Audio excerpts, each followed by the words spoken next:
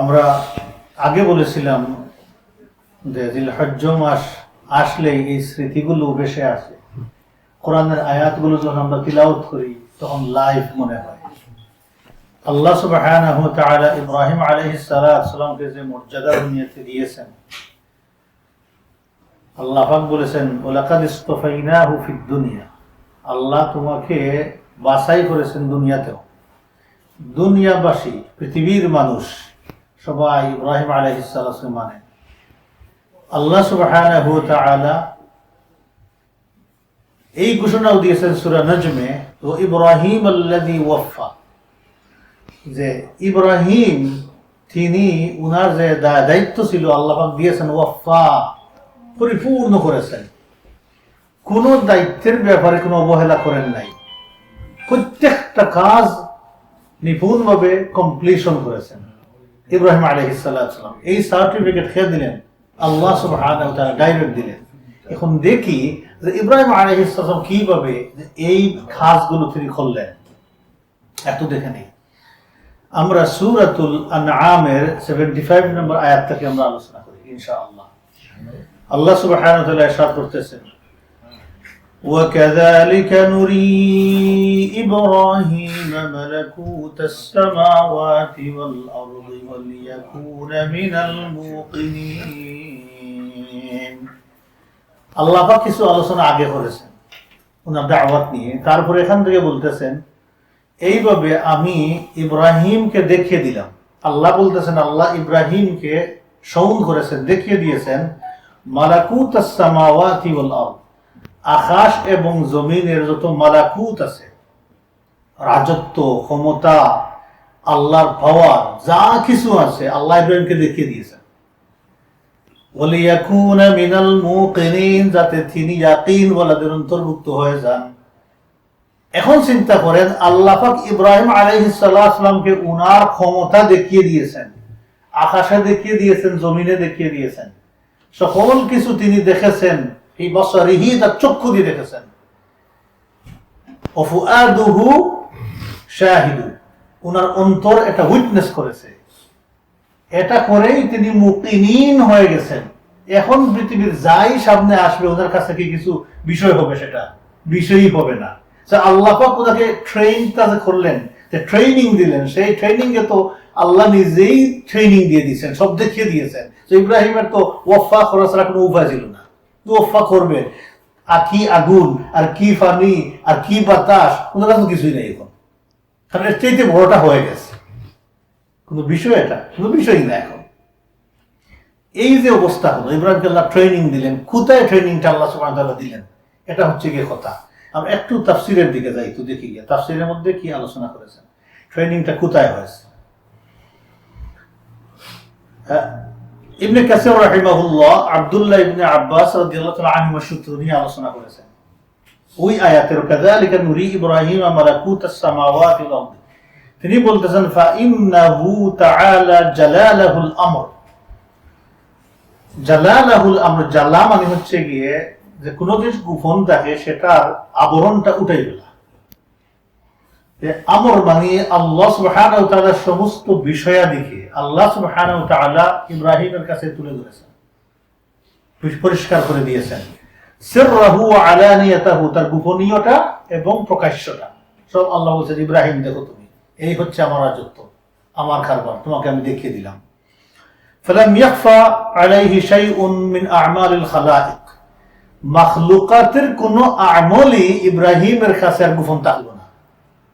এখন উনি তখনই তো দেখছেন যে নমরুদ উনাকে আগুনের মধ্যে ফেলাই গিয়ে, আগুন শীতল হয়ে যাবে, কিছুই করতে পারবে না, ইব্রাহিম এইভাবে মরবে। উনি তো ইয়াকিন হয়ে আছেন, তাহলে আগুনে দিলে অসুবিধা কোথায়? এখন বুঝছেন বিষয়টা। আপনাকে যদি আগে এগুলো দেখাইয়া দেওয়া হয় এবং সেগুলোকে আপনাদের তুচ্ছ বানিয়ে দেওয়া হয়, আপনি বোধা করবেন নাকি? এই জন্য তো উনাকে যখন আগুনের মধ্যে নিক্ষেপ করা হলো, অনেক মাখলুকাত আসিয়া, ফেরেশতাগণ আসিয়া সাহায্যের জন্য উনাকে আবেদন করলেন, আমরা সাহায্য করতে রাজি। তিনি কি বললেন? যাও, তোমাদের দরকার নাই, হাসবি আল্লাহ ওয়া নি'মাল ওয়াকিল। চিন্তা করেন, ওয়ালিয়াকুনা মিনাল মুকিনিন, আল্লাহ কি ইয়াকিন দিলেন খলিলুল্লাহ ইব্রাহিম আলাইহিস সালামকে। এমন ইয়াকিন ওয়ালা হইলেই তো সাকসেস। এজন্য আল্লাহ সুবহানাহু ওয়া তাআলা কোরআনে হাকিমে বলতেছেন, প্রথমে সূরাতুল বাকারার ফার্স্ট কোয়ালিটির পরে দেখবেন আল্লাহ তাআলা বলতেছেন ইয়াকিন ওয়া বিল আখিরাতি হুম ইউকিনুন, আখিরাতের প্রতি ঈমানদার হইলে হবে না, ইয়াকিন ওয়ালা হইতে হবে। তখন উলাইকা আলা হুদাম মির রাব্বিহিম, তখন এরাই হবে তার রবের হেদায়েতের উপরে, এরাই থাকবে। উলাইকা হুমুল মুফলিহুন, এরাই সফল কাম হবে। এখন যদি আমরা এটা সামনে আনি, লেসনটা কি, আমরা কতটুকু ইয়াকিন বলা হয়েছে আখিরাতের ব্যাপারে, একটা মাপ দিলাম।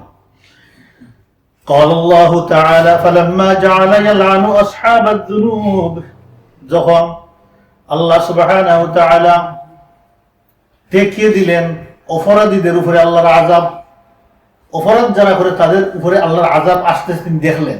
দেখার পরে কাল আল্লাহ বললেন ইন্নাকা লা তাস্তাতিউ হাযা ওয়া ইব্রাহিম, এখন তোমাকে আমি আল্লাহ ট্রেনিং দিয়ে দিলাম, তোমার পক্ষে সম্ভব নাই ওই অপরাধীদের কোনো কাজকে সাপোর্ট করা, সেখানে যাওয়া তোমার দ্বারা সম্ভব না। আল্লাহ নিজেই গ্যারান্টি দিয়ে দিলেন, এখন তুমি তো দেখছো সব, তোমার দ্বারা সম্ভব হবে না। এখন তোমাকে আমি যতই সমস্যার মধ্যে ফেলে দিই না, সমস্যাই মনে হবে না। হবে মনে? চিন্তা করেন যে দিনের জন্য রওনা দিয়েছেন কোথা থেকে, আল্লাহ বলেন যাও আজর আর ইসমাইলকে নির্বাসন দেও মক্কাতে, সেখানে খানিও নাই, ফানিও নাই, মানুষও নাই, জঙ্গল কিছু নেই। পৃথিবীর কোন মানুষ জানতো না এমন এক পরিস্থিতি ছিল সেখানে যে বসবাস করার মতো একটা জায়গা আছে। তিনি কি করলেন, সামান্য খানিয়া সামান্য খেজুর কয়টা নিয়ে রওনা দিয়ে হেঁটে হেঁটে হেঁটে হেঁটে চলে আসলেন। হুদায় উটও চললেন না, গুড়াও চললেন না, বিমানও চললেন না, প্লেনও চললেন না। আচ্ছা চিন্তা করে দেখুন, উনিও তো আল্লাহর এক বান্দা মানুষ, বনি আদমের সন্তান।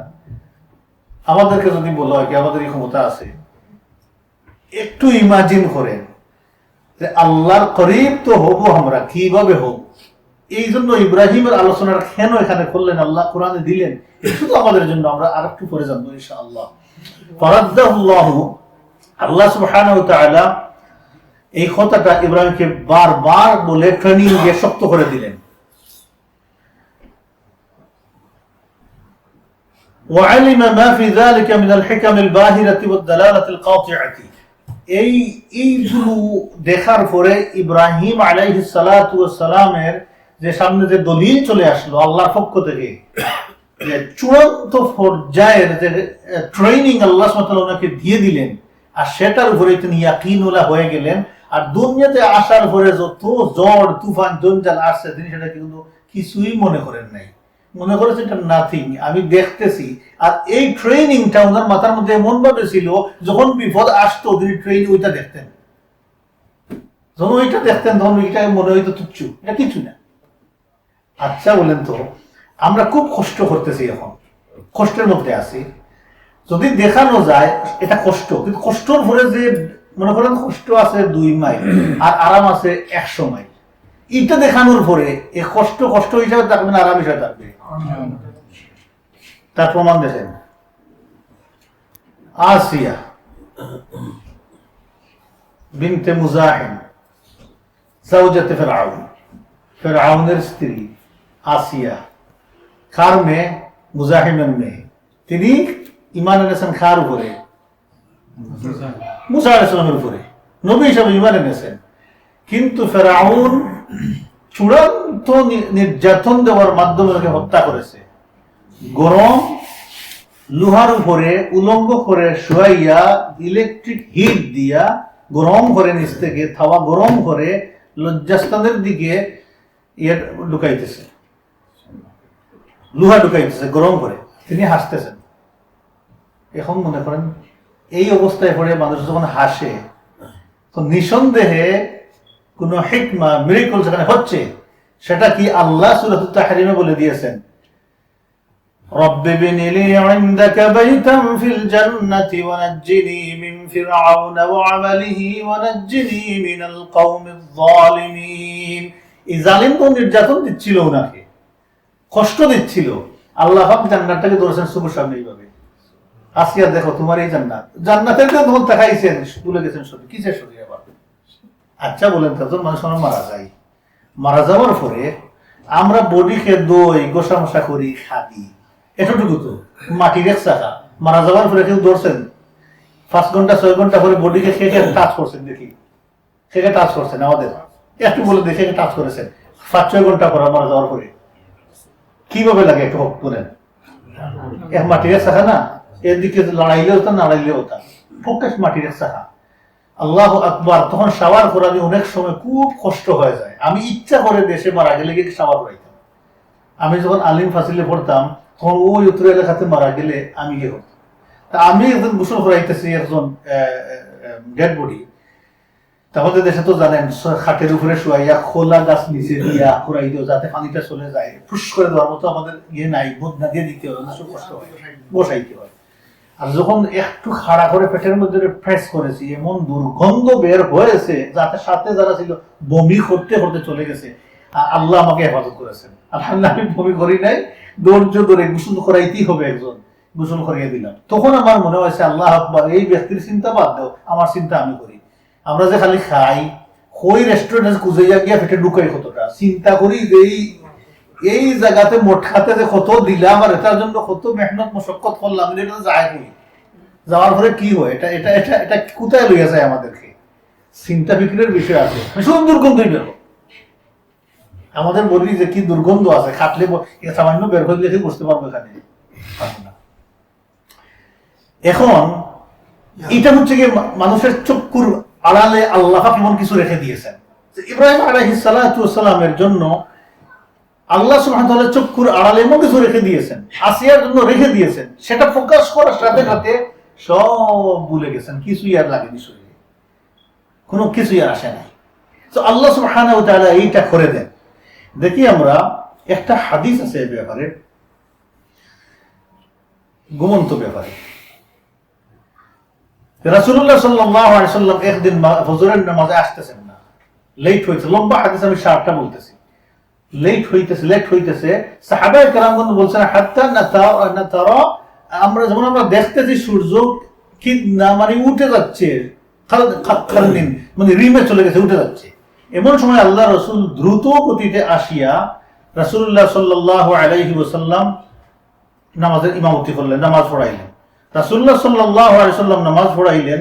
প্রথম রাকাতে সূরাতুল ফালাক আর দ্বিতীয় রাকাতে পড়লেন সূরাতুন নাস।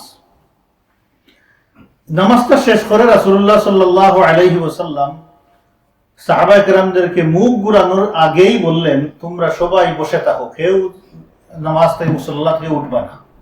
আল্লাহ রাসূল এই ঘোষণা দিলেন। দিয়ে রাসূলুল্লাহ সাল্লাল্লাহু আলাইহি ওয়াসাল্লাম মুখ ঘুরাইলেন। ঘুরে সাহাবায়ে কেরামদেরকে বলতে লাগলেন, তোমরা কি জানো যে আমি আজকে কেন দেরিতে আসলাম? এই রাসূলুল্লাহ সাল্লাল্লাহু আলাইহি ওয়াসাল্লাম ঘটনাটা বলা শুরু করে দিলেন।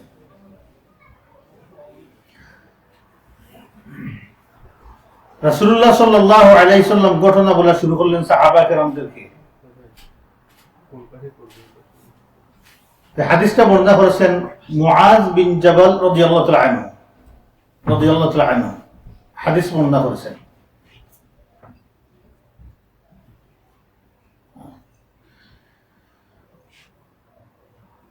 আল্লাহ রাসূল বললেন যে আজকে রাত্রিতে আমি উঠলাম ঘুমানোর জন্য, এই নামাজ পড়ার জন্য, তাহাজ্জুদের নামাজের জন্য উঠলাম।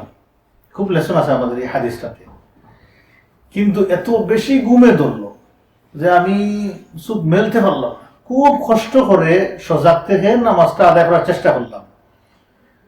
তখন এই অবস্থায় আমি দেখলাম ফাইদা আনা বিরাব্বি ফি আহসানি সূরাতিন, আমি আমার রবকে দেখলাম। এই অবস্থায় আমি আর আমার রব শুধু, আমি দেখলাম আহসানি সূরা, খুব সুন্দর আকৃতিতে আল্লাহ তাআলাকে আমি দেখলাম। আশ্চর্য ধরনের সূরতে আমি আল্লাহ তাআলাকে দেখলাম। হাদিসটা সহিহ। আল্লাহ সুবহানাহু ওয়া তাআলা আমাকে জিজ্ঞাসা, ইয়া মুহাম্মদ আতাদরি ফিমা ইয়াখতাসিমুল মালাউল আ'লা। আল্লাহ কোশ্চেন হলেন, ও মুহাম্মদ বলো তো মালাউল আ'লা, যে সর্বোচ্চ পরিষদের ফেরেশতারা কোন বিষয় নিয়ে বাকবিতণ্ডা করতেছেন, তারা আর্গুমেন্ট করতেছেন, তুমি বলো দেখি। কুলতু লা আদরি রাব্বি, আমি বললাম আমার রব আমি জানি না। আল্লাহ কি বললেন? আমি জানি না। আল্লাহ পাক তিনবার আল্লাহ রাসূলকে বললেন, তিনবার তিনি বললেন আমি জানি না, আমি জানি না। তিনবার বলার পরে তিনি রাসূলুল্লাহ বলছেন আমি দেখলাম ফারাআইতুহু, আমি দেখলাম আল্লাহ তাআলাকে ওয়াদআ কাফফাহু বাইনা কাতিফাই, আমি দেখলাম আল্লাহ পাক উনার হাতটা আমার দুই গাড়ের মাঝখানে এদিকে রাখতেছেন, এখানে এভাবে আল্লাহ সুবহানাহু ওয়া তাআলা রাখছেন। রাখার পরে ওয়াজাদতু বারদা আনামিলিহি বাইনা সাদরি, আল্লাহ পাকের আঙ্গুলের ঠান্ডা শীতলতার শিরশিরি আমার কলবে আসে লাগলো, অন্তর পর্যন্ত পৌঁছে গেল। হিট হচ্ছে এখানে, হাত ওখানে হিট হচ্ছে, কোথায়? অন্তরে হিট হচ্ছে। এই হিট হওয়ার সাথে সাথে ফাতাজাল্লা লি কুল্লু শাইইন ওয়া আরাফতু, এই হিট করার সাথে সাথে সমস্ত কিছু আউয়ালিন আখিরিন আখার জমিন আরশ পর্যন্ত সকল কিছু ফাতাজাল্লা লি পরিষ্কার হয়ে গেল, জলমলে আমি দেখতেছি। আল্লাহু আকবার, পরিষ্কার হয়ে গেল, আমি সব দেখতেছি। কুল্লু শাই ওয়া আরাফতু, শুধু আমি দেখি না, আমি চিনে ফেললাম ওইটা অমুক, ওইটা অমুক, ওই জিনিস ওই জিনিস ওই জিনিস, আমি সব পরিচয় করে দিলাম। যেমন এখানে আমরা সবাই সবাইকে চিনি, কিছু মানুষ যদি আছেন আমরা যে আসছেন দেখছি চিনি না, কিন্তু এখানে আমরা চিনি অনেকে। এইভাবে যে রাসূলুল্লাহ সাল্লাল্লাহু আলাইহি ওয়াসাল্লাম বলতেছেন আমি সব চিনে ফেললাম, শুধু দেখলাম না, সব চিনে ফেললাম। তারপরে আল্লাহ সুবহানাহু ওয়া তাআলা বললেন ইয়া মুহাম্মদ ফীমা ইয়াখতাসিমুল মালাউল আ'লা, মুহাম্মদ বলো সর্বোচ্চ পরিষদের ফেরেশতারা কোন বিষয় নিয়ে তর্ক বিতর্ক করতেছেন? কুলতু, আমি বললাম কাফফারাত ফিল কাফফারাত, তারা এখন আলোচনা করতেছে, ডিসকাশন করতেছে অ্যাবাউট কাফফারাত নিয়ে। কাফফারাত কোন জিনিস, কোন কোন জিনিসে বান্দার গুনাহ মাফ হয় সেটা নিয়ে তারা আলোচনা করতেছে। সুবহানাল্লাহ, জানেন না আজকে তারা আত্মত করতেছে এই কাজ করলে তো বান্দার গুনাহ মাফ হয়, ওই কাজ করলে তো বান্দার গুনাহ মাফ হয়, ওইটা নিয়ে তার মধ্যে আলোচনা ডিসকাশন চলতেছে। আল্লাহ পাক বলতেছেন ওমাল কাফফারাত, তাহলে মুহাম্মদ বলো কোন কোন কাজ করলে গুনাহ মাফ হয়, কাফফারাত গুলো কি কি তুমি বলো। রাসূলুল্লাহ সাল্লাল্লাহু আলাইহি ওয়াসাল্লাম বললেন কুলতু, আমি বললাম নাম্বার 1 নাকালুল আকদাম ইলাল জুমআত, এক নম্বর বান্দার গুনাহ মাফ হয় বান্দা যখন মসজিদের দিকে ফার্স্ট স্টেপ দেয় নামাজের জন্য, তখন বান্দার গুনাহ মাফ হইতে থাকে। সুবহানাল্লাহ, এটা অনেক সহিহ হাদিসে আমরা পড়ছি, আল্লাহ র‍্যাঙ্কও বাড়াইতেন। এক নম্বর বান্দার গুনাহ মাফ হয় যখন, রাসূল বেশি বলবেন না, রাসূল বলবেন ওই টপটা যেটা সবচেয়ে বেশি গুনাহ মাফ হয়। মনে রাখবেন এটা, অনেক কাজ করলেই গুনাহ মাফ হয়, এর মধ্যে সর্বোচ্চ একটা কাজ। আপনারা এখানে কি জন্য আসছেন? ইখলাস কি? আমি আমার আল্লাহকে একটা সজদা দিব। চিন্তা করেন যে আমি সজদাটা দিব, আমার লোকটা মতো করবো কার কাছে? আল্লাহর কাছে। আর এটা সবাই একসাথে জামাতের সাথে করবো, সব ফাত এটা সব সারিবদ্ধ হবে, এই জন্য বান্দার গুনাহ মাফ হওয়া শুরু হয়ে যায়। তাহলে এক নম্বর কি? মসজিদের দিকে পা দিয়ে স্টেপ দিলে গুনাহ মাফ হয়। ওয়াল জুলুসু ফিল মাসাজিদ বা'দা সালাত, 2 নম্বর হচ্ছে নামাজ শেষ করে মসজিদে বসে থেকে আরেক নামাজের অপেক্ষা করলে।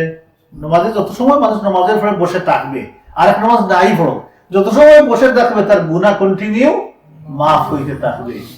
আমরা তো ওদম বান্ধ হইছে, বসে ক্রিটিসাইজ, আলোচনা, ঝগড়া, জাতি এগুলো সব শুরু করে দিই বসে থাকলে। এই জন্য আলহামদুলিল্লাহ করেন আল্লাহ যেন এটা এই মানহাজের মধ্যে আমাদেরকে রাখেন।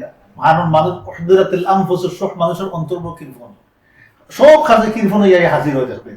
হেই এটা করিস না, এই দিব, ওইটা করিস না, ওইটা দিব। নামাজ শেষ 15 মিনিট লিখে রাখ, আল্লাহর মধ্যে বন্ধ করে রাখ, এইগুলো স্ট্রাইকের মধ্যে। আলহামদুলিল্লাহ আপনারা যদি সাপোর্ট করেন, বসে থাকার চেষ্টা করেন, 20 রাসূলুল্লাহ তাআলা ইনশাআল্লাহ। এটা ইবাদতের খাখা না, এখানে ইবাদত হবে, বندگی হবে, মানুষ সব নিবে, জান্নাতে যাবে। জান্নাত যাওয়ার একটা উসলত হবে, এটা সুরত হবে, এইটাই করা দরকার ইনশাআল্লাহ, যদি আল্লাহ তৌফিক দেয়। তাহলে 2 নম্বর কি? গুনাহ মাফ হয় মসজিদে বসে।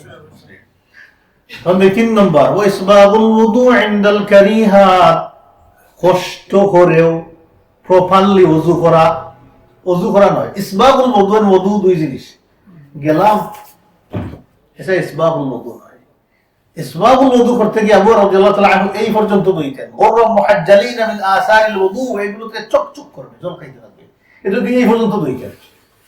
2 থেকে যে বেশি করে পানি খরচ দিবে তাই নয়, বরঞ্চ ইসবাগুল wudu হচ্ছে কম পানি খরচ করে রাব বেশি করে এটা ভিজাই দেওয়া। ভিজাইতে ভালো করে। ইভেন কষ্ট হওয়া সত্ত্বেও ঠান্ডার মধ্যেও প্রপারলি ওযু করে নেওয়াটা, এই ওযু করলে কি হয় বান্দার? তাহলে 3টা কাজ করলে গুনাহ বান্দার মাফ হয়, এটা প্রায় আল্লাহর রাসূল আগে বলতে পারেন নাই, পরে বলেছেন। আল্লাহ সব খুলে দেওয়ার পরে পরিষ্কার হয়েছে বিষয়টা, আল্লাহ খুলে দেওয়ার পরে আল্লাহ রাসূল দেখেছেন যে বান্দার গুনাহ মাফ হয়। আর এইটা 3টা নিয়ে তারা আলোচনা করতেছে। কারা? মালাইল আলা, সর্বোচ্চ পরিষদের ফেরেশতারা, আল্লাহর আরশবাহী ফেরেশতারা, ওরা 8 জন 60 জন হোয়াট এভার নাম্বার, মালাইল আলা ওরা। এর মধ্যে আছেন জিবরাইল, মিকাইল, ইসরাফিল, মালাকুল মউত, ওরাও আছে। আলোচনা করতেছেন বান্দার গুনাহ মাফ নিয়ে। তো 1 নম্বর কি মনে রাখতে হবে? তাহলে বেশি বেশি করে জুমাতে আদায়, নামাজ আদায় করতাম। 2 নম্বর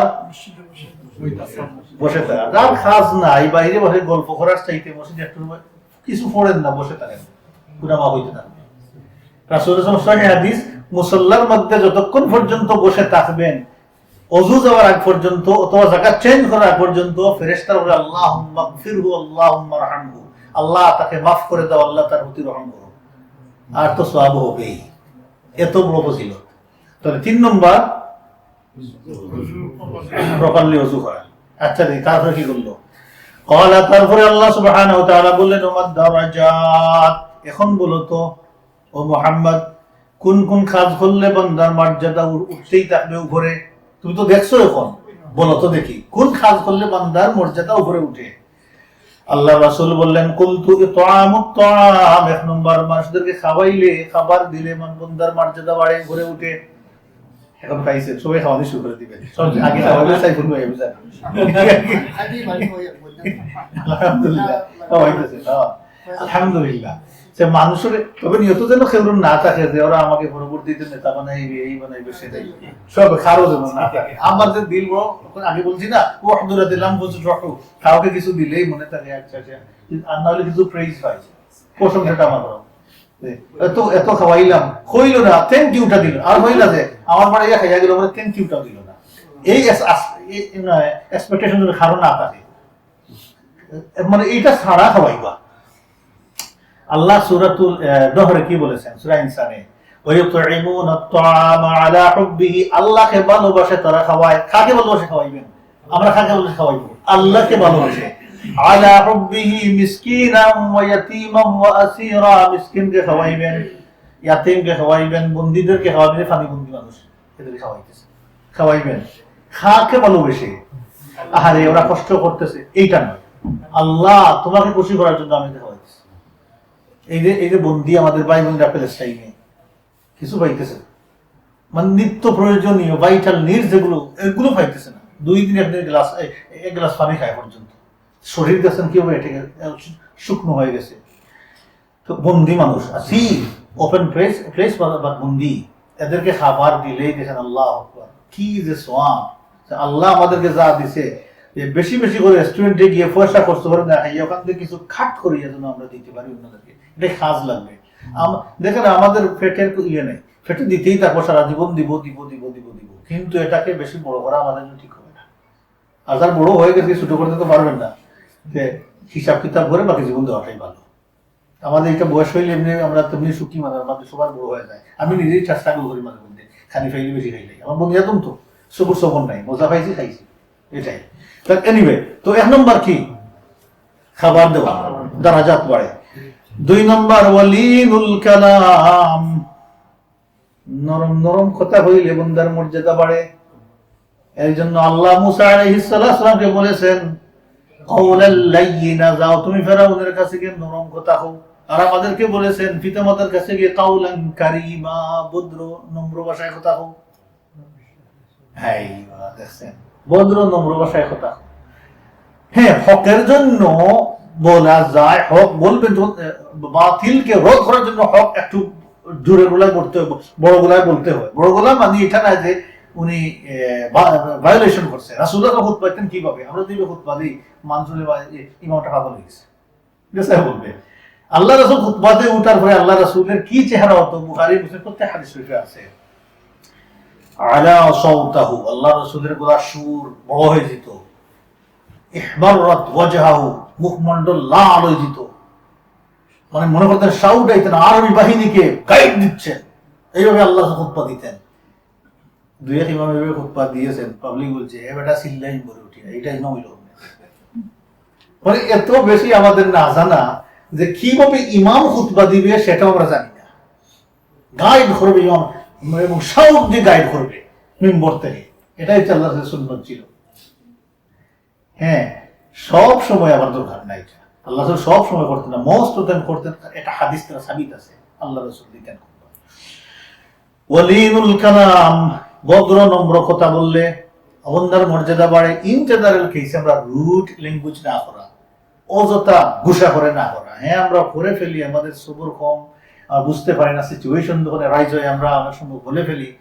এই সময় টেকল দেওয়াটা কঠিন। তো আল্লাহর কাছে চাও, আল্লাহ আমাকে তুমি ওই মুডটা দিও না, যেই মুডের উপরে আল্লাহ তুমি খুশি না, এটা থেকে আল্লাহ আমাকে মুক্ত করো। তিন নম্বর কাজ, যে কাজ করলে মানুষের মর্যাদা বাড়ে, শেষ রাত্রি উঠিয়ে নামাজ আদায় করলে, যখন মানুষ ঘুমন্ত থাকে, খুব কম মানুষ ইবাদত করে, তখন বান্দা উঠে নামাজ পড়ে, 2 রাকাত নামাজ পড়ে, 4 রাকাত নামাজ পড়ে, বান্দার দ্বারা যাও মর্যাদা বেড়ে যায়। সুবহানাল্লাহ ওয়া বিহামদিহি। আল্লাহ যেন ওই 3টা আমল করার তৌফিক দান করেন। রাসূলুল্লাহ সাল্লাল্লাহু আলাইহি ওয়াসাল্লাম এই কাজগুলো যে বললেন, কিভাবে বললেন? আল্লাহ রাসূল তো আগে বলতে পারেন নাই, এখন বললেন কেমনে? কাকে বলতেছেন? আল্লাহ তাআলাকে। এটাই হচ্ছে আল্লাহ সুবহানাহু ওয়া তাআলার ট্রেনিং। আমাদের সামনে যখন ট্রেনিং দেওয়া হয়, মাঝে মধ্যে আমরা ট্রেনিং, যারা জব করে জানেন তো, অনেক জিনিস দেখাইয়া পিকচার দেখাইয়া ট্রেনিং দেওয়া হয় না, আমাদের কোশ্চেন করা হয়, কি দেশো বলো। তো আল্লাহ সুবহানাহু ওয়া তাআলা ট্রেনিং দিলেন, সব কিছু সামনে নিয়ে দেখিয়ে দিলেন, এক ধাক্কায়, এক পুশে আল্লাহ সব দেখিয়ে দিলেন আল্লাহ রাসূলকে। এখন মনে করেন যেমন ট্রেনিং আল্লাহ সুবহানাহু ওয়া তাআলা দিয়েছেন খলিলুল্লাহ ইব্রাহিম আলাইহিস সালামকে, একইভাবে ট্রেনিং দিলেন আল্লাহ রাসূলকে। তবে ট্রেনিং এর টাইম এবং সুরত ছিল ভিন্ন। এখন দেখি ইব্রাহিম সালামকে আল্লাহ কিভাবে করেছেন, তারপরে আছে হাদিস, আরো রয়েছে হাদিস, বাকি আমি বলবো না এখন ইনশাআল্লাহ। বাকি দোয়া আছে, বলতে চাও এখন এটা ফেভার দোয়া, তোমরা আল্লাহ ওই অবস্থায় রাসূল আল্লাহর কাছে চাইছেন। 2টা দোয়া আছে, ফেভার দোয়া, তাক এখানে তাক ইনশাআল্লাহ এর আলোচনা করবো না। এখন আমরা দেখি, এখানে আসি। ইয়া আল্লাহ,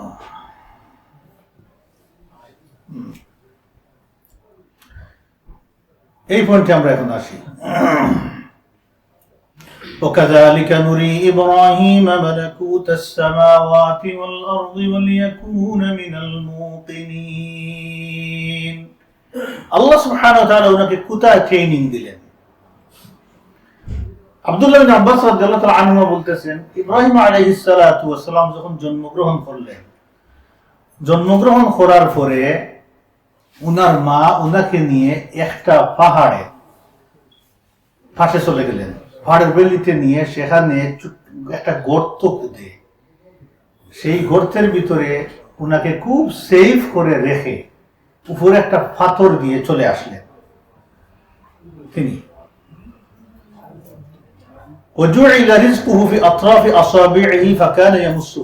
এখন তিনি খাইতেন কিভাবে?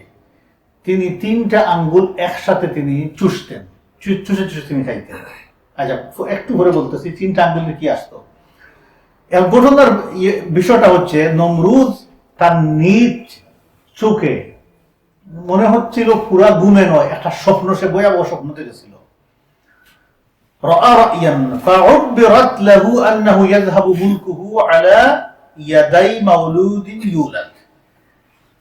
এবং সে বড় বড় যারা এই স্বপ্নের তাবির করে ইন্টারপ্রিট করে, এদেরকে ডাকিয়ে নিয়ে আসে, তোমরা বলো আমি এই স্বপ্নটা দেখেছি, এর মিনিংটা কি? তারা সময় বলেছে, শুন, একজন বাচ্চা জন্ম হবে, সে বড় হবে এবং তার হাতে তোমার ক্ষমতা সব ভেঙে চুরমার হয়ে যাবে। এইটা বলার পরে সে করলো কি, সে খুব শক্ত কামান দিল, প্রত্যেক পুরুষ যেন মহিলাদের থেকে দূরে থাকে। সার্টেন পিরিয়ড পর্যন্ত সে অর্ডার করলো, কেউ কাছে যেতে পারবে না। আর যদি কোনো বাচ্চা সন্তান, ছেলে সন্তান জন্ম হয়, তাকে মেরে ফেলবে। এই রুল সে সারা দেশে দিল খুব শক্ত করে। ঘটনা ঘটলো এইভাবে যে, ওয়াকানা আযার মিনাল মুকাররাবিন ইনদাল মালিক, ওই কিং রাজা নমরুজের খুব খাসের লোক ছিলেন আযার। তিনি রিলিজিয়াস সাইডটা টোটালি কন্ট্রোল করতেন, নিজে তিনি মূর্তি বানাইতেন, বিরাট মূর্তি হাউস ছিল, সারা দেশে সাপ্লাই দিতেন, এবং সে খুব খাসের লোক ছিল। যেমন একজন পীর বুজুর্গ হিসাবে নমরুজ রাখতো এবং কথা শুনতো। নমরুজ একদিন কোনো একটা কাজে তাকে পাঠাইলো, আর তিনি অন দা ওয়ে কাজ শেষ করেই বাড়িতে চলে গেছেন। সেখানে গিয়ে তো দীর্ঘ সময় থেকে স্ত্রী থেকে পৃথক, এখন হিউম্যান ডিজায়ার আসছে, উনি ওনার সাথে জাগরণ করছেন, আর আল্লাহ সুবহানাহু ওয়া তাআলা সেখানে দিয়ে দিয়েছেন। এটা হচ্ছে একটা বর্ণনা। 2 নম্বর বর্ণনা হচ্ছে যে তিনি গড়ে যাওয়া বন্ধ করে দিয়েছেন, বিবি খাবার পাঠাইতেন আলাদা মূর্তির গড়ে, সেখানে তিনি থাকতেন, আর সেখান থেকে ওই প্যালেসে আসা যাওয়া করতেন, তিনি আর গড়ে যাইতেন না। বিবি একদিন নিজেও মনে হইল এতদিন পৃথক থাকতেছি, আমি যাই ওখানে। তিনি গেছেন ওখানে, যাইতেই উনি বিবিকে দেখে দৌড়ছে, মূর্তিদের মাঝখানে ওনার সাথে ওনার সম্পর্ক করে ফেলছে। সাথে সাথে উনি যখন ড্রপটা দিছে, সমস্ত মূর্তি তাদের সামনে পড়ে সজ্জা দিয়ে দিছে। আজীব। ইবনে কাসির রাহিমাহুল্লাহ বর্ণনা করতেছে, সজ্জা দিয়ে দিছে আলা উজুহি মাহিন ফাহামালাহা। তখন থেকে তিনি কি হয়ে গেছেন? তিনি গর্ভবতী হয়ে গেছেন। ইব্রাহিম আলাইহিস সালাম যখন ফেটে চলে আসেন, তিনি বুঝাইতে দেন নাই, কারণ তো বাড়িতে আর পুরুষ আসতেছে না। তিনি এটা কভার করে মোটামুটি রাখছেন। যখন সময় আসছে, তিনি চলে গেছেন ওই পাহাড়ের পাশে, সেখানে গিয়ে গর্ত করে একটা পাথর মুখের মধ্যে রেখে দিয়েছেন, যাতে যাতে হিংস্র জন্তু জানোয়ার সেখান থেকে উঠাই নিয়ে ছিঁড়ে ফেড়ে খাইতে না পারে, সেজন্য তিনি প্রোটেকশন দিয়ে চলে আসলেন। وكانت امه تختلف اليه فترضعه, আর মা অল্টারনেটিভ ডেই সেখানে গিয়ে দুধ পাক ভরে দিয়ে আসতেন। তিনি গিয়ে দেখতেন তাজিদুহু ইয়ামুসসু আসাবিআহু মিন, তিনি গিয়ে দেখতেন তিনি চুষতেছেন 3টা আঙ্গুল, 3টা আঙ্গুল তিনি চুষতেছেন। 1 নম্বর প্রথম আঙ্গুল থেকে তিনি দেখতেন যে আসলুন মধু বের হচ্ছে, 2 নম্বর ফিঙ্গার থেকে ফানি আসতো, 3 নম্বর ফিঙ্গার থেকে লাবানুন দুধ আসতো। পানি, দুধ আর মধু, 3টা একসাথে তিনি চুষে আইতেন। এই জন্য ইব্রাহিম শক্ত এনাফ হয়ে, এই 3টার মধ্যে মেডিকেল প্রিভেনশন আছে, রোগ আসতে পারে না। 3টা একসাথে খাইলে শরীরকে প্রোটেকশন দিয়ে দিয়ে এই অবস্থায় আল্লাহ 3টা দরকার ছিল, গর্তের মধ্যে খানো আলো বাতাস নাই, এই 3টা প্রোটেকশন দিবে, তার শরীরের মধ্যে রোগ আসতে পারবে না, শক্ত মোটাসটা উঠতে পারবে এবং খুব তাড়াতাড়ি বড় হবে। এই জন্য আল্লাহ সাথে আসল হানি দিয়ে দিয়েছেন। আমাদের বাচ্চাদেরকে দেখুন বলে ডাক্তাররা বলে 12 বছর পর্যন্ত হানি দিও না, বলে না, কোনো লেখা থাকে হানি দিও না, কারণ বাচ্চা শরীরে নিবে না। কিন্তু আল্লাহ ইব্রাহিমের শরীরে ফিট করে দিয়েছেন, সাথে মধু দিয়েছেন। হানি আর মধু একসাথে আইলে কি হয়? সাথে আল্লাহ পিওর পানি দিয়েছেন। কোন পানিটা আল্লাহ ভালো জানেন। সুবহানাল্লাহ ওয়া বিহামদিহি। দেখছেন আল্লাহ হিকমা। আল্লাহু আলিমুন হাকীম। আল্লাহ যে আলিম হাকীম, একটু আলোচনা করলে বোঝা যায় না। এখন ইব্রাহিম আলাইহিস সালাম সেখানে আছেন। সেখানে তিনি বড় হইতে হইতে কত বছর হয়েছেন? অলমোস্ট তিনি সেখানে 13 বছরে পৌঁছে গেছেন। 13 বছরে পৌঁছার পরে ফালাম্মা আখরাজাহু মিনাস সারাব, যখন তিনি এই গর্ত থেকে উঠছেন, মানুষ মনে করেছে ইব্রাহিম আলাইহিস সালামের ব্যাপারে আন্নাহু উলিদা মুনদু সিনিন, তিনি কয়েক বছর আগে জন্মগ্রহণ করেছেন। আসলে 13 বছর মনে হচ্ছে তিনি বহু বছর আগে জন্মগ্রহণ করেছেন। এমন আল্লাহ শরীরটাকে মোটাসোটা করে এমন ভাবে মানুষের প্রেজেন্ট করেছেন, মানুষ এইজ ঠিক মতো কাউন্ট করতে পারে নাই, মনে হচ্ছে অনেক পুরাতন মানুষ। আর নাই তো বলতো ওই সময় জন্ম হয়েছে, এই মামনুর সময়, নিষিদ্ধ সময় হত্যা করে ফেলবো, মানে এই আল্লাহ সেখানেও তাদের ফলত করে দিলেন, তাদেরকে ডাউটের মধ্যে ফেলে দিলেন। বের হয়ে দেখলেন, কি দেখেন, বের হয়ে তিনি কোন সময় বের হইলেন, মা কোন সময় সেখান থেকে গিয়ে ওনাকে বের করে নিলেন, আর কোরআনের আয়াতে গিয়ে আমরা ক্লিয়ার করে দিব ইনশাল্লাহ। ওইটা ছিল রাত্রিবেলা, প্রথম 15 দিন তো ছিল থাকে না চাঁদনি রায়, পরের 15 দিনে গেছেন। হ্যাঁ, পরের 15 দিনে ওনাকে নিয়েছেন। দেখি উনি মার সাথে কি মতো মুকালামা করেছেন সেখান থেকে উঠে। ফকাল আলী উম্মিহি, মাকে তিনি বলতেছেন মার রাব্বি, উঠেই মাকে প্রশ্ন করছেন হু ইজ মাই লর্ড। প্রথম কোয়েশ্চন কে করেছেন? ইব্রাহিম, কাকে করেছেন? আর এই ট্রেনিংটা মালাকুত, এই ট্রেনিং সারা আল্লাহ এই গর্তের মধ্যে দিয়েছেন ইব্রাহিমকে। এই ডিফারেন্সটা দেখেন, আল্লাহ রাসূলকে আল্লাহ সুবহানাহু ওয়া তাআলা একটা হাত দিয়ে ট্রেনিং দিয়ে দিয়েছেন, আর ইব্রাহিমকে 13 বছর এখানে ট্রেনিং দিয়েছেন, সব এখানে দেখিয়ে দিয়েছেন এই গর্তের ভিতরে। এখান থেকে বের হয়েই তিনি, তাহলে ইব্রাহিম আলাইহিস সালাতু ওয়াস সালামের ইয়াকিন কোথায় প্রতিষ্ঠিত হয়ে গেছে? এই গাছের ভিতরে, মানে সেখানেই পারফেক্ট হয়ে গেছে সব। এখন তিনি বলতেছেন মাকে বের হয়ে দাওয়াত শুরু করে দিয়েছেন। যাকেই প্রথমে সামনে বসে তাকে দাওয়াত দিচ্ছেন, এবং দাওয়াত দিতে গিয়ে ডাইরেক্ট এইভাবে না বলে তিনি কোয়েশ্চন কোয়েশ্চন কোয়েশ্চন করা শুরু করে দিয়েছেন, তাতে মানুষের ব্রেইনটা স্টাক হয়ে আছে। যেমন একটা কলসের ভিতরে পানি সব কি হয়ে গেছে, এই আইস হয়ে গেছে, এটাকে নাড়াইতে হবে। অনেকে বলে না যে বড়া বড়া কলসি নড়ে না, বড়া কলসি নাড়াইতে হয় না, নাড়াইলে বসে এখানে আইস হয়ে যাবে। এই মাসে ঠিক আছে, নাড়াইতে হয়, নাড়াইলে পারে। এই যাক, তিনি বলতেছেন মর রব্বি, হু ইজ মাই লর্ড, আমার রব কে। ফাকালাত আনা, মা বলতেছেন আমি তোমার রব। মা কি বলছেন? আমি তোমার রব। ফাকালা মার রব্বুকে, ও মা তাহলে তোমার রব কে?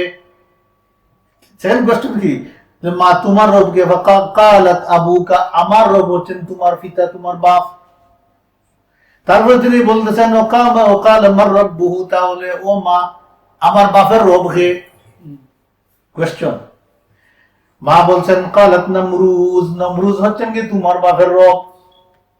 তারপরে ইব্রাহিম বলছেন আমার রব্বুহু, তাহলে নমরুজের রব কে? ও মা নমরুজের রব কে? নমরুজ হেসে সে বল না আমি তো রব, সে বলে ঘোষণা করছে সে রব ফেরাউনের মতো। তখন তিনি বলেছেন মার রব্বুহু, ও মা মার রব্বু নমরুজ, নমরুজের রব কে? ফালাতামাতুহু, মা তাশ করে একটা থাপ্পড় দিয়েছেন গালের মধ্যে। সাইয়্যিদুনা খলিলুল্লাহ ইব্রাহিম আলাইহিস সালাম সর্বপ্রথম কার কাছে আটকা পড়লেন? মার কাছে। থাপ্পড়টা খাইলেন ফার্স্ট, জীবনে থাপ্পড় খাইতে হয় এটা তিনি দেখেছেন, সেখানে যে মা থাপ্পড় দিবে তিনি দেখেছেন, খাইছেন থাপ্পড় মার কাছে। ফালাতামাতুহু, খুব জোরে থাপ্পড় দিয়েছেন মা। وعلمت أنه الذي يذهب ملكهم على يديه, মা বুঝে ফেলেছেন ওই স্বপ্নের তাবির সাথে সাথে। তিনি বলেছেন তাহলে এই সন্তানটা হবে আমাদের দুশমন, তার হাতেই আমাদের এই রব নমরুজের ক্ষমতা চলে যাবে। যদি আমি জানতাম মা তার হাতে এই অবস্থা হবে, তাহলে আমি তাকে হত্যা করে ফেলতাম। এখন তো মোটা সোটা ইব্রাহিমকে হত্যা করে ফেলবে, তাহলে দুশমন কে হয়েছে? বাপের আগে কে হয়েছে? মা। মনে রাখবেন ইব্রাহিম আলাইহিস সালাম আল্লাহ খলিল এমনি বানাইছেন না, বুঝছেন?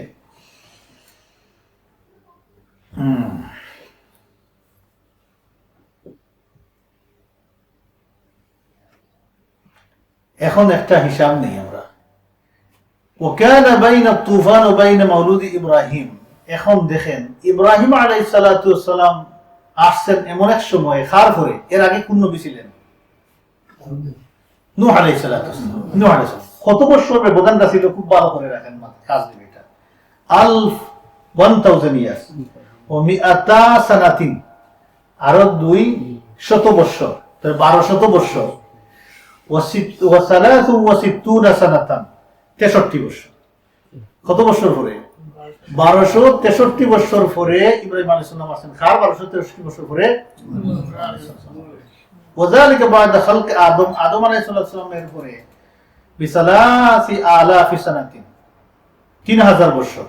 ওয়া সালাসু মিআতি সানাতিন, আরো 33, আরো 300 বছর। ওয়া সালাসিনা সানাতান, আরো 30 বছর। তাহলে কত হইল?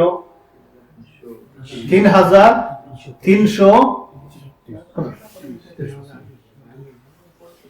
খালি তোমরা 28 সানাতান, খালি গুরুত্ব বেশি না। আচ্ছা ঠিক আছে, বুনিয়াদম হইলাম না আগে, পেটের দিয়ে খালি বেচার লাগছে। ওয়াসালাসিনা সানাতান, আরো 33 বছর। এটা হচ্ছে গিয়ে ক্যালকুলেশন মুফাসসিরিনে কেরাম, তারিখিনদের। এখানে রাখি আমরা, আবার আয়াতের দিকে যাই আমরা। وكذلك نري إبراهيم ملكوت السماوات والأرض وليكون من الموقنين فلما جن عليه الليل رأى كوكبا قال هذا ربي فلما أفل قال لا أحب الآفلين. الله سبحانه وتعالى বলতেছেন মা সেখান থেকে বের হয়ে যখন রওনা দিলেন চাঁদনি রাত্রির শেষের দিকে, বের হয়ে সেখানে মাকে কোশ্চেন করলেন। তারপরে ফালাম্মা জান্না আলাইহিল লাইলু, রাত অন্ধকার হয়ে গেল। না, ওইটার সাথে না, সরি আমি ভুল বলেছি। শেষ রাত মানে মাসের শেষের দিকে, মাসের শেষের দিকে দিনে গেছেন আনতে, দিনে নিয়ে আসেন নাই সন্তানের প্রোটেকশনের জন্য। সূর্য ডুবার পরে সেখান থেকে উঠেছেন, উঠে দেখছেন সূর্য ডুবে যাচ্ছে। তিনি সূর্য যখন ডুবে গেছে তখন মানে আর সূর্য তিনি দেখেন নাই, সূর্য দেখেন নাই, মানে অন্ধকার হয়ে গেছে, পাহাড় তো মোটামুটি সূর্য দেখেন নাই। একটু পরে অন্ধকার হয়েছে, তারকারাজি দেখা গেছে, ফার্স্ট আকাশে স্টার্স দেখা গেছে। তিনি দেখলেন জলমল করতেছে, আকাশ ক্লিয়ার, সেখানে তারকারা জলমল করতেছে। তিনি বললেন এটা আমার রব। মার তাপ্পড় খাইছেন, এর মাঝে বলছেন এটা আমার রব। মা চিন্তার মধ্যে পড়ে গেছেন। এটা আমার রব মানে হচ্ছে, মা তুমি যদি নমরুজের রব মানো, চাইতে বড় না ওইটা আমি রব মানো। আসলে উনি রব হিসাবে মানার জন্য না, ও মাকে লেসন দেওয়ার জন্য করতেছেন। মনে রাখবেন ইব্রাহিম ইসলাম এক মুহূর্তের জন্য এগুলোকে রব মানেন নাই, লেসন দেওয়ার জন্য। তিনি বলতেছেন এটা আমার রব। ফালাম্মা আফালা, একটু সময় পরে যখন এই তারকাগুলো কি হয়ে গেল, স্টার্স গুলো ডিসঅ্যাপিয়ার হয়ে গেল। জান্না মানে ডিসঅ্যাপিয়ার হয়ে যাওয়া, আফালা ডিসঅ্যাপিয়ার হয়ে যাওয়া। তিনি বললেন যেটা ডিসঅ্যাপিয়ার হয়ে যায়, চলে যায়, সেটাকে আমি পছন্দ করি না। রব তো মানার প্রশ্নে পছন্দ করি না। তাহলে একটা গেছে। 2 নম্বর, রাত শেষ না শেষের দিকে, বলে তারকা দিনের রাত্রের প্রথম দিকে তারকা উঠছে, শেষ রাতে কি উঠবে গিয়ে চাঁদনি মাসের শেষের দিকে চাঁদ উঠে। এখন দেখেন তারকা শেষ। একটু পরে দেখলেন তারকা শেষ হয়ে গেছে, এখন চাঁদ আসতেছে বড় হয়ে। চন্দ্র যখন আসলো তিনি বললেন হাযা রাব্বি, এটা আমার রব, এটা রব। ফালাম্মা আফালা, যখন ওইটাও একটু পরে চলে গেল, ক্বালা লাইন লাম ইয়াহদিনি রাব্বি লাআকুনান্না মিনাল কওমিদ দাল্লিন। ইব্রাহিম আলাইহিস সালাম বললেন যেটা চলে যায়, ডিসঅ্যাপিয়ার হয়ে যায়, সেটা আমার রব হতে পারে না। তিনি বললেন যদি আমার রব আমাকে সঠিক রাস্তা দেখে না দেন, তাহলে আমিও পথহারাদের অন্তর্ভুক্ত হয়ে যাব, থাকবো। এটা মাকে বুঝাই দিলেন দুইটা ইভেন্ট দ্বারা, যে আল্লাহ আমাকে পথ দেখাইতে হবে, এই বাদ ভাই কোনগুলো রব হইতে পারে না, এইগুলো রব না। কারণ তার সমাজের মানুষ নমরুদকে রব মানতো, সেম টাইমে তার ওইগুলোকে রব মানতো। চন্দ্র উঠতো, ওটাই বলতো এক রব, সূর্য উঠলে বলতো ওইটা আর এক রব। ওই গাছকে দেখলে, বড় পাওয়ার দেখলে, কোন আগুন দেখলে, এটা যেটা বলে পাওয়ার আছে এটা তার রব বানিয়ে দিত, বলে এটাও রবের কোয়ালিটির মধ্যে আছে, রব বানিয়ে দিত। এখন রাত শেষ, দিন শুরু হয়ে গেছে। ফালাম্মা রাআ আশ-শামসা বাযিগাতান ক্বালা হাযা রাব্বি হাযা আকবার। দিন যখন শুরু হয়েছে, জলমল করে সূর্য উঠছে, তখন সূর্যটা একটু বড় না, হিটও নেই, দুইটা তো হিট দেয় নাই, এটা হিট দিতেছে। সেটা দেখে তিনি বললেন হাযা রাব্বি, এটা আমার রব, আকবার, এটা বড়। কারণ এটার পূজারি বেশি ছিল, এটার পূজারি সমাজে বেশি ছিল, এই জন্য হাযা আকবার, এটা বড়। তিনি বললেন হাযা, এটা বড়, এটা বড়, এটা বলে বলছেন এটা বড়, মানে দুইটা সাইজ, আগের দুইটা সাইজ বড়। ফালাম্মা আফালাত, যখন ওইটাও চলে গেল, দিন শেষ হয়ে গেল, দিনের শেষে গিয়ে তিনি বললেন ইয়া কাওম, হে আমার জাতি, ইন্নী বারিউম মিম্মা তুশরিকুন, আমি ঘোষণা দিলাম তোমরা যে জিনিসগুলোকে যে খোদা বানিয়ে আল্লাহর সাথে যেগুলো শিরিক সাব্যস্ত করেছো, ইন্নী বারিউম, তিনি বলতে পেরেছেন আল্লাহ আগেই চিনেন যে আল্লাহর সাথে এগুলোকে তারা কি করে শরীক করেছে। দেখেন তিনি ওখানেই বলতেছেন ইন্নী বারিউম মিম্মা তুশরিকুন, তোমরা যেগুলো জিনিস আল্লাহর সাথে দিয়ে শরীক সাব্যস্ত করেছো, আল্লাহর সাথে বসিয়ে দিয়েছো, সেগুলো থেকে আমি ইব্রাহিম মুক্ত। তিনি সেই মুক্ত ঘোষণা দিয়ে উনার সম্পর্কের ঘোষণা দিলেন। কি সম্পর্কের ঘোষণা দিলেন?